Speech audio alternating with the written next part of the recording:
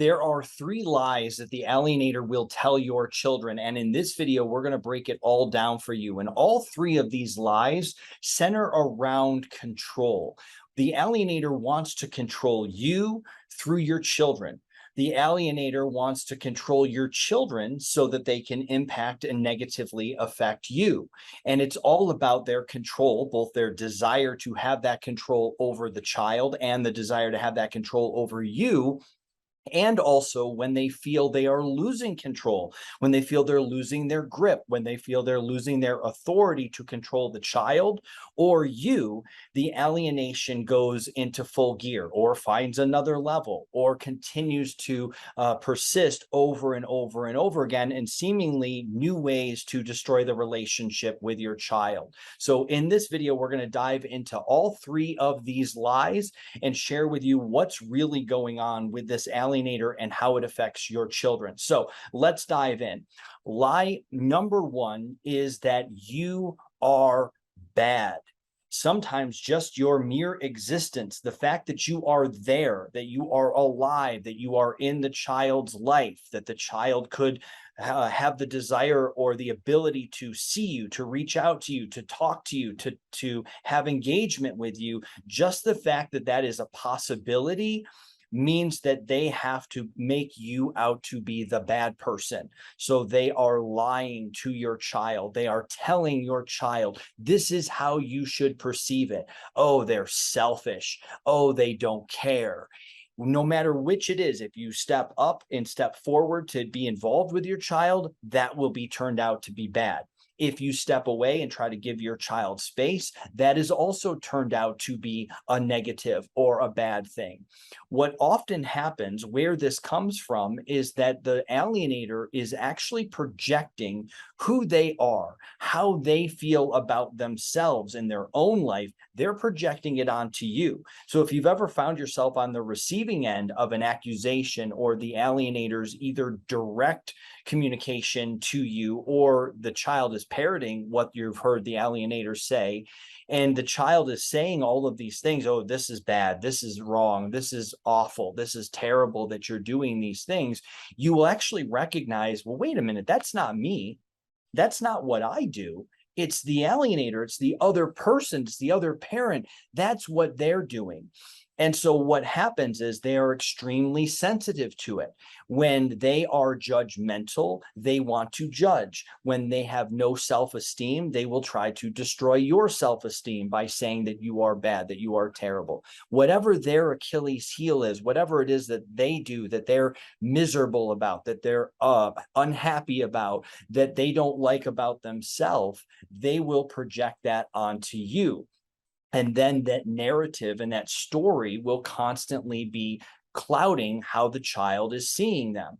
Most importantly, when the child themselves, and no matter what age it is, they're dealing with the alienator and they know the alienator is controlling, manipulative, always trying to tell me how I should behave, what I should say, what I should do.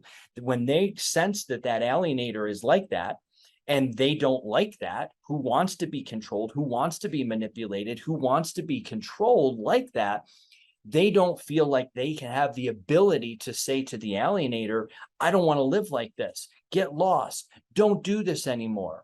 So they will stay silent and they will suffer, but they know what it feels like to be controlled. They know what it feels like to be under someone else's influence. So when the alienator then projects that negativity towards you, and they tell the child, see how that other parent is controlling and negative and toxic and wants to do all of these things, the kid goes, I feel that. I feel that emotion. I feel that dynamic in the relationship. I don't like that. They are then told, if you don't like to feel controlled or you don't like to feel these emotions, that's the bad parent. That's where you can direct all of that anger and frustration and emotion and energy, not towards the alienator, because they're hands off. You can't say anything to them or else all heck breaks loose. But when you are, but they will give your child the pathway the outlet to say you can say or do anything to that parent because they're bad and they're terrible and they're awful. So the child will relate to the feeling that feels true. I do hate it when I feel controlled or manipulated or whatever it is. They recognize that as being true. They misassociate that with you because of the projection. So that's lie number one, that you are bad, and that is what is constantly being told to the child. Again, it's a situation where you can do no wrong. If you come out and it's a beautiful day and you say, it's a beautiful day out here, somebody would say, how dare you? You know, there's people starving in this world and here you are just happy, right? And you're, oh my gosh. Or you could come out and say, wow, there's so many people starving in this world. There's so many people going through hardships. And I feel really bad. And they go, wow, so negative, always looking at the worst case scenario. And you say, oh my gosh, how do I possibly win? It's because no matter what the child is, no matter what you do, in their ear, they're always being told that you are bad. Now, let's move on to lie number two. And lie number two is that you are absent. Now, this is really important because when you are looked at as being absent, what we're talking about is two things. Number one, the current reality, and number two, revisionist history. Let's start there. Revisionist history is when you are able, or the alienator rather, is able to go and tell the child back in the past, oh, they were never there for you. They never wanted you. They were always nasty. They were always mean. They never wanted to hold you. They never wanted to communicate with you. They never wanted to spend time with you. They never wanted to. And the child goes, oh, wow, I believe it, right? I'm hearing it. I'm not questioning right now my other parent, this other person who has influence. Wow, my other parent was just never there, never wanted me, was absent. So they're being told stories about things that they can't relate to, that they don't know about, or perhaps they were remembering something. Maybe you traveled a lot, maybe you were busy at work, and they go, yeah, I remember that. And they go, right, you remember that. That's where they just didn't care about you. They would just go off on their business trip. Work was always more important, or whatever it is. It was that you were not there. So sometimes in the revisionist side, it's just completely made up, and they have no reference of thinking differently about it. Or they actually can remember something that is true, that rings true. Once again, yeah, I remember that when that happened. And then they're being told how to feel about it. So again, it's that you were always absent. Now we come into the present. This is where no matter what you do, once again, you are the bad person. If you try to give space, if you say, I will respect your wishes and not communicate, if you do anything that is that you think is going to help you and you don't communicate it in the right way, they just say, wow, they walked away. It's not like they're saying, wow, yeah, the child, told them that they want no communication. Oh, it's so great that they were listening to you. What a great parent. They respect your boundaries. They respect what you want. They just say, wow, terrible, right? That's where, again, you can never win. So you are just absent. If you try, you're too much. If you go away, you give up and you're absent. And there is a sliding scale on what absent means. If there is something where you are not involved in at all, of course, they can say you're absent, but they will look for little things that says, well, you did these 4 things, these little things, but then you didn't do this. And all they need is one thing to say, see, that's where it's all just window dressing. That's where they don't really care about you. They don't really love you. They don't really put you first. They really don't prioritize you. So it creates this feeling of absentee, both from the past. Oh, it doesn't feel good that I should want to have a relationship with somebody that abandoned me and who's a bad person, right? Now we start stacking it, and they're a bad person. They're this and they're this and they're this. And then even now, when I'm trying to have a relationship, it's like they don't care, or they care too much. And now I don't know what to think about that.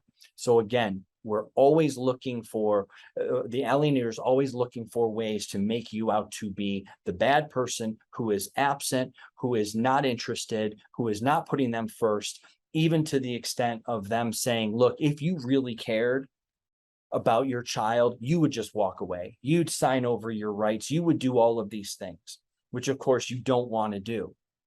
And then as soon as you do that, they say, wow, just not even here, not even present. I would never do that. right? So that's the other compounding factor in this. Now, let's look at lie number 3, is that you aren't needed. You're just irrelevant. And when they can position you, the alienated parent, as someone who is, you can take it or leave it, and you should probably leave it. Why? Because they never have your best interest at heart. They're bad. They're terrible. They did bad things in the past. They did bad things in the way past. They're doing bad things now. You're not needed. You have other people. There is someone else to replace you, right? There is a grandparent, an aunt, an uncle, a cousin, someone else who goes, you can fill that role with that person. They love you. Now, that person is approved by them, is oftentimes in control or is controlled by the alienator, or they are in a situation where they're in cahoots, they're in connection with the alienator. So they say, we just got this locked up. That could be a step parent. That, again, that could be any other figure that says, you don't need this other parent. You have this person. It could be, especially sometimes you have adult children who are alienated, or you have alienation via a son-in-law and a daughter-in-law, and they say, you don't need that side of the family anymore. We've married, you've married, and now you can have my family. So when you are irreplaceable, that puts into their mind that there is nothing special about you. The bond is not there. The interest isn't there. That you don't think about them as what's best for them, or what they want, or what they need. And again, when you give them space, they abandon. When you come on and you try to stay involved, you're too controlling, you're too manipulative. It's all about you. It's all about what you want. So they create this idea that you're just not relevant and that you're replaceable over and over. And then a lot of times you can start believing it. And that's the negative part. But for right now, everything is about control. Right? So you stack upon all of this, and these are just 3, right? We just pick 3. You're bad, you're absent. When you are also absent and you're not important and you're not relevant, you can be replaced. You can see how over and over and over, day in and day out, these lies have an impact on the child. They also sometimes have an impact on you as well. It gets into your head, it gets into your heart and your emotions as well. So that's the 3 lies that the alienator is telling. I hope that you are in a situation where you can recognize this is happening, if it is happening, and say, okay, I see that that is a lie. I see that that is the influence that my child is under. And then you can use that information, that knowledge, to do something differently, to try to counteract that.